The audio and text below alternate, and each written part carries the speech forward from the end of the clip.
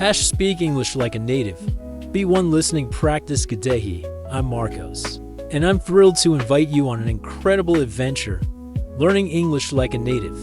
If you've ever felt that nervous flutter in your stomach when trying to speak a new language, don't worry, you're not alone, and I'm right here with you. Let's dive into this fun journey, full of laughter and learning. Today, I'll share a special day at the city park where my B1 level English led to some hilarious moments, but also taught me so much.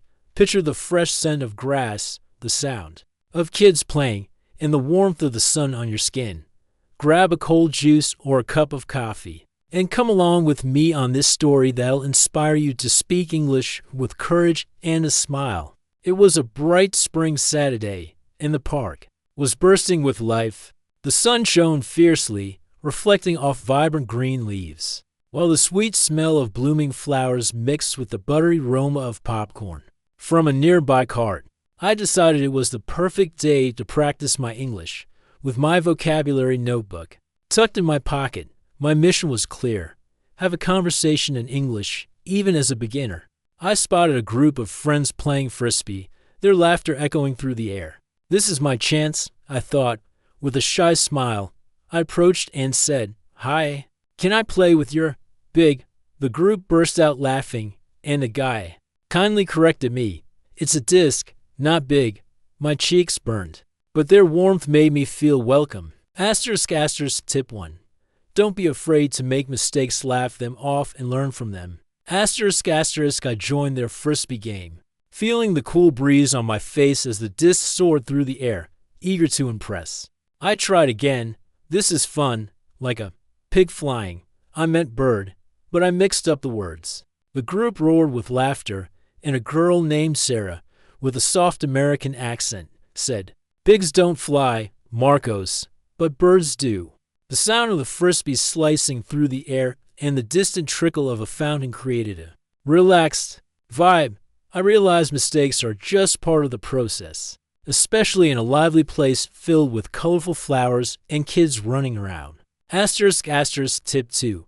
Pick one new word a day, like bird. Write it down, say it 3 times, and use it in a sentence. After the game, I sat on a wooden bench with Sarah. The sweet scent of cotton candy floated in the air, and the sun warmed my shoulders. I tried asking about the park. "Is this place famous?" She grinned. "It's popular, not famous." I jotted down "popular" in my notebook, repeating it until it felt natural. Talking to someone patient is like finding a treasure. Sarah corrected me gently, and the soft chirping of birds in the background made everything feel lighter. Tip 3. Find a study buddy, like a native-speaking friend or a conversation app, to practice without pressure. As we chatted, a massive dog bounded past, chasing a ball, its barks echoing loudly. I tried to comment, "Wow, that dog is fast." "Like a horse." Sarah laughed so hard she nearly fell off the bench. "Marcos, dogs aren't horses." "But nice try." The sound of a street musician's guitar in the distance blended with the kids' chatter. That moment reminded me that English is about trying, even if it comes out funny. I used the mistake to learn, and the earthy smell of the nearby lake kept me grounded. Tip 4. Practice simple comparisons, like fast like a car. To have fun with adjectives. Sarah then suggested, "Why don't you order an ice cream in English?" My stomach twisted with nerves. The vendor spoke quickly, and the noise of kids playing made it hard to hear. I approached the cart, the sweet smell of vanilla hitting me. I said, "1 ice cream, please, with chocolate chip." The vendor chuckled. "Chocolate chip? You mean?" I got my ice cream, which melted fast in the heat, and its creamy taste made me smile. Speaking in a real setting is tough but helps. You grow. Tip 5. Practice simple requests, like "Can I have water?" at cafes or shops to build confidence. As we ate our ice cream, Sarah asked about my hobbies. I tried explaining my love for cooking. "I like to cook a book." Sarah burst out laughing, and even the vendor joined in. The breeze carried the scent of warm churros, and the rustling leaves made the moment light. I clarified that I meant cook a meal, and Sarah helped me pronounce meal correctly. I repeated it until it stuck. Feeling progress asterisk asterisk tip 6. Record yourself saying short phrases like I like to eat and listen to improve pronunciation asterisk asterisk as the afternoon wore on. The sun began to set, painting the sky orange and pink. The park grew quieter, with the soft crunch of gravel under footsteps. Sarah asked, Marcos, why do you want to speak English? I thought for a moment and said, I want to talk with friends, travel, and learn new things. My sentence wasn't perfect, but she smiled. Talking about my dreams in English made them feel closer, like the world was within reach. Asterisk asterisk tip 7. Use English to talk about something you love. It makes learning more meaningful. Asterisk asterisk as we walked, I spotted a colorful poster about a music event. I read it aloud. Live music, next week at the park. Sarah clapped, and I felt a surge of pride. The smell of wet grass and the faint sound of a guitar created a magical atmosphere. Reading aloud helps connect words to sounds, and that moment felt like a small victory. Asterisk asterisk tip 8.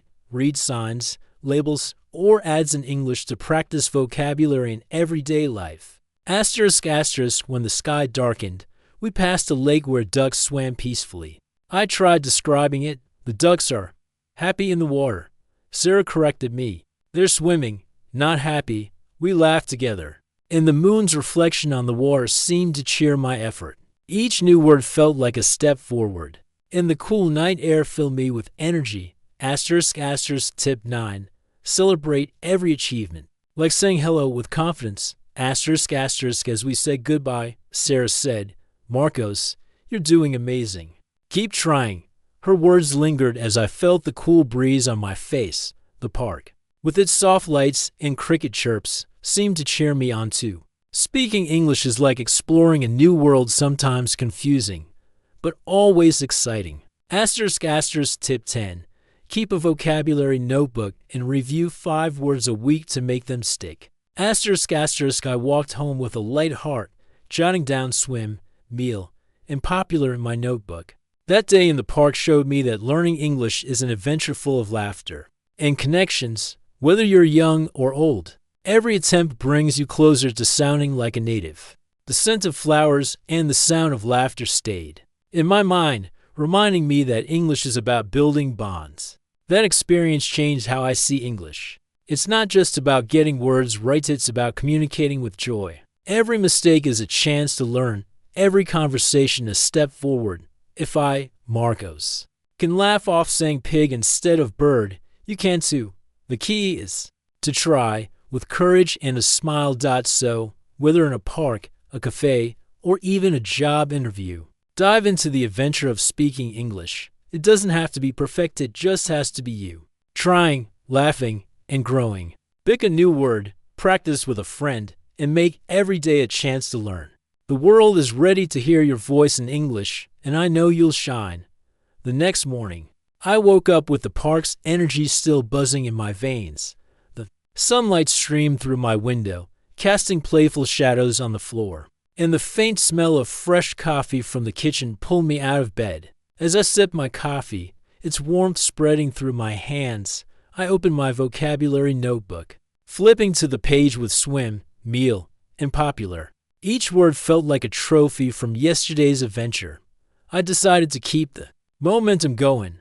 Today, I'd head to a local market to practice more English, armed with my notebook and a determination to make more connections. The market was a short walk from my house, and as I stepped outside, the crisp morning air greeted me, carrying the faint scent of blooming jasmine from a neighbor's garden. The street was alive with the hum of vendors setting up their stalls, their voices blending with the clatter of crates and the occasional honk of a passing scooter.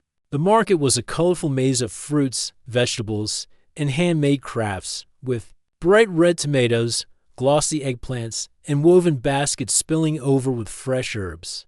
I felt a mix of excitement and nerves. This was another chance to practice English in a real, bustling environment. I approached a fruit stall where an older woman with a warm smile was arranging apples. Her apron was dusted with flour, and the sweet, tangy smell of citrus filled the air. I took a deep breath and said, "Hello. I want 2 apples, please." My voice wavered slightly, but she nodded, picking out the shiny red apples. "Good choice," she said in a clear British accent, her words crisp and friendly. I felt a small rush of pride. Tip 11.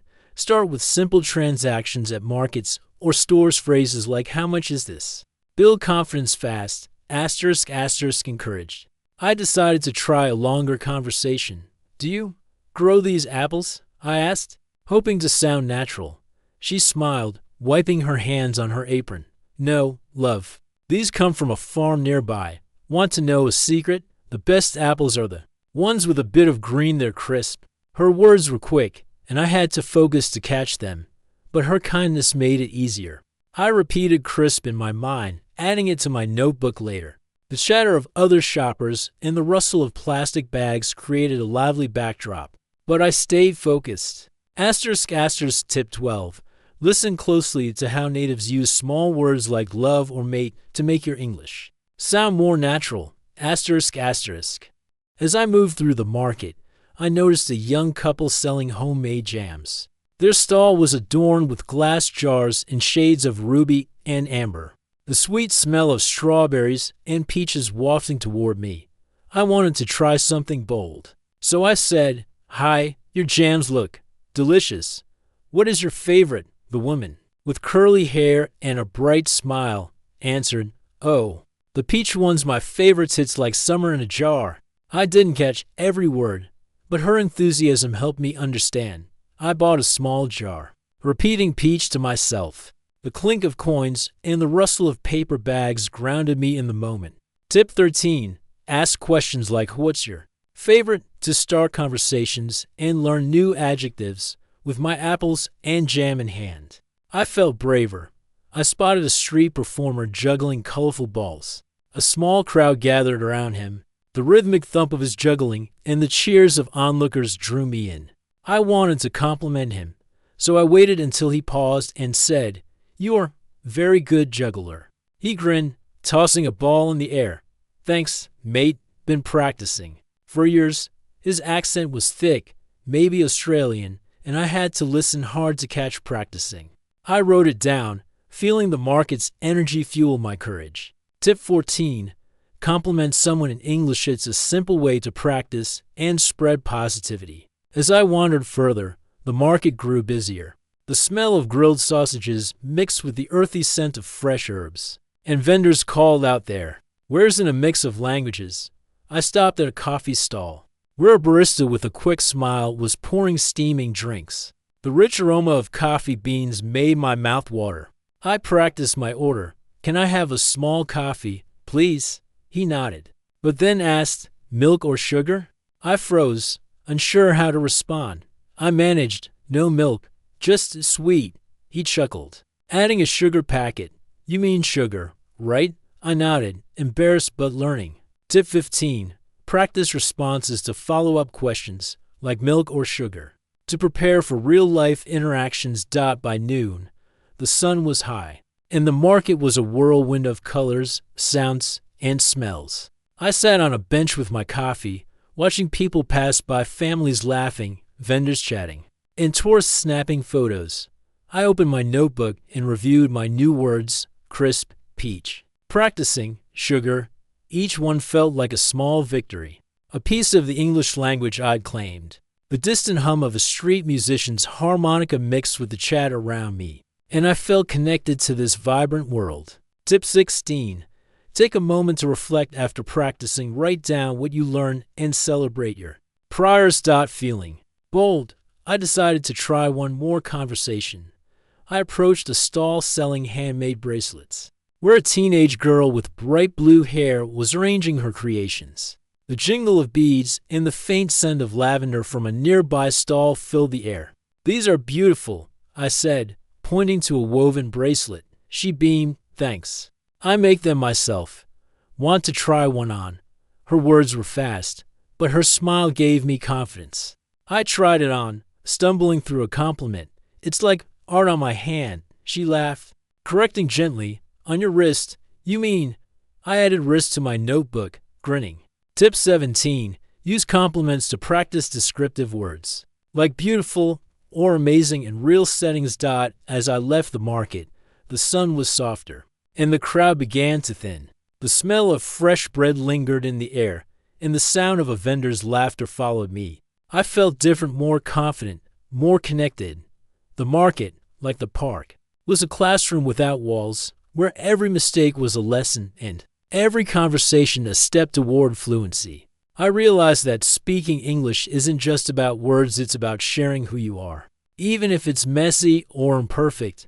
Back home, I sat at my kitchen table, the faint scent of peach jam lingering from the jar I'd opened.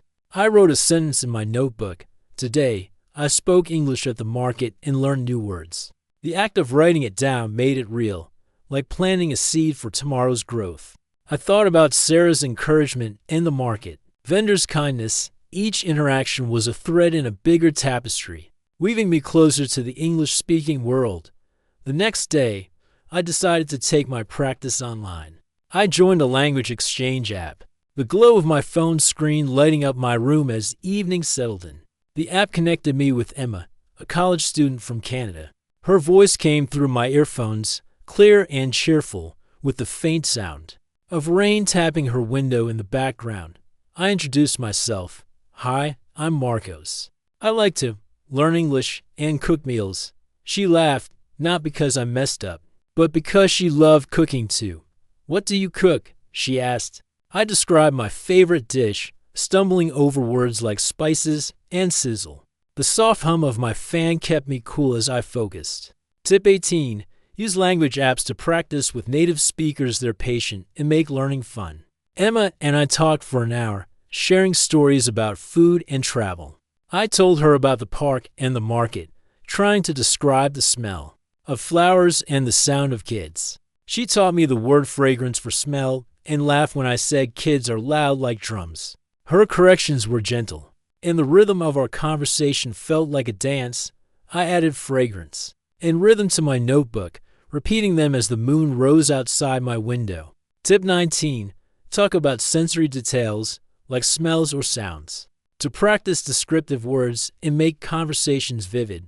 Over the next few weeks, I made a routine: park visits on weekends, market trips during the week, and online chats in the evenings. Each setting taught me something new. At the park, I learned to describe actions, like running or jumping. At the market, I practiced buying things and asking questions. Online, I explored bigger topics, like dreams and hobbies. The world started to feel smaller. Like every English word I learned was a bridge to a new friend or place. One evening, I returned to the park for the music event from the poster I'd read. The air was warm, filled with the scent of grilled food and the strum of guitars. I spotted Sarah in the crowd, her face lit up by string lights. "Marcos, you came," she said, pulling me into the group. I tried describing the music. "It's happy and loud, like a party." She nodded, adding, "It's upbeat, right?" I wrote upbeat in my notebook, the glow of the lights and the crowd's energy making the words stick. Tip 20. Attend events in English, like concerts or meetups, to practice in a fun, immersive way. As the band played, I felt a shift. English wasn't just a language anymore, it was a key to moments like this, where I could laugh, share, and belong. The smell of popcorn, the strum of music, and the warmth of new friends wrapped around me like a blanket. I realized that every mistake, every new word, every nervous attempt was building something bigger: confidence, connection, and a voice that could travel the world. Learning English is like planting a garden. You start with small seeds, words like hello or thank you. Some days, you stumble, and the words don't bloom. Other days, they grow into conversations that light up your heart. The park, the market, and even my phone screen became my garden, where every effort sprouted into progress. If I can go from pigs flying to chatting about music under the stars, you can too. It's not about perfection, it's about showing up, trying, and enjoying the journey. So, grab your notebook, find a park, market, or app, and start your adventure. Say hello to a stranger, order a coffee, or describe your favorite song. The world is waiting for your voice. And every word you speak is a step towards sounding like a native. Keep laughing, keep learning, and let English carry you to new places. You've got this, and I'm cheering you on.